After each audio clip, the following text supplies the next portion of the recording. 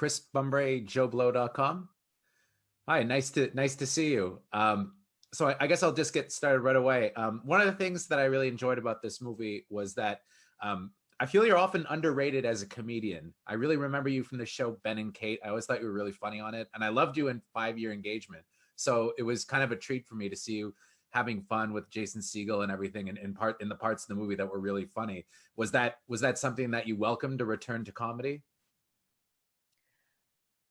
Yeah, yeah. I wouldn't say it's necessarily a comedy, but No, I but there's comedy in it, though. yeah, yeah. It's funny. There's levity and it's definitely has comedic beats for sure. But yeah, of course. I love comedy. Also, though, like you said, though, there's a lot of heavy drama to it too. And this is one of the few movies, I guess, that I could think of where, it felt honest to think about a marriage and about relationships, the ups and the downs. And also, I find that movies often do this kind of sanctified thing when somebody's dying, where they get shot in a soft focus and they make them seem kind of angelic. I like that the movie was a lot more realistic. Was that something that drew you to the project?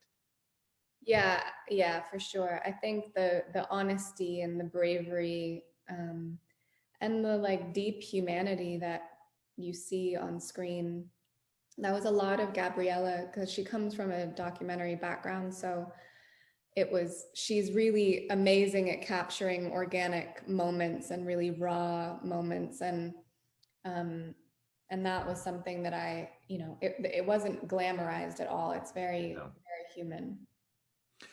Well, I also really enjoyed having, a female perspective on these two guys that have this kind of bromance as well, and making, your character feel like a fully formed person, like a real person, not just kind of this, not I feel like there's a studio version of this movie that might not have given her the equal weight that she deserves, and I think that having somebody like Gabriella doing it really did make it really interesting from that perspective. And would you say that that was for like that's a fair assessment?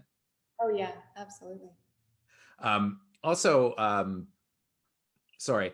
Uh, when people react to a movie like this, I find there's this kind of weird thing where they sometimes get uncomfortable, especially critics when they get too emotional. One of the things I liked about the movie is there's no cynicism to it. Do you find that's a rare quality these days sometimes in movies?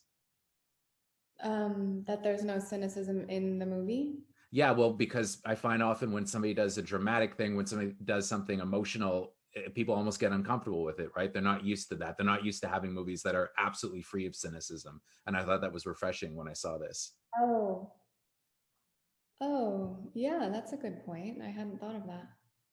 Well, anyway, I mean, I thought it was a great movie. I saw it at TIFF last year. Do you find though that studios, on the whole, kind of sometimes um, don't make movies like this anymore? Because it feels like everything that comes out these days is a superhero movie or something, and it felt like a throwback to the kind of movie that you would have maybe gotten in the '80s or the '90s, and that's one of the things I really liked about it.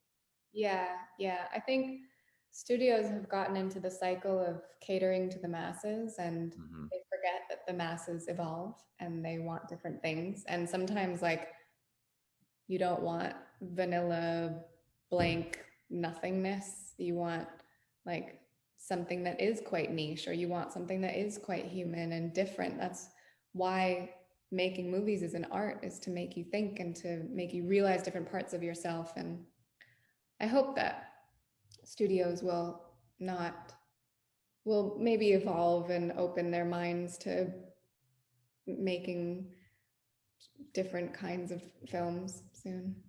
All right, well, thank you very much for your time. I appreciate it. Thank you.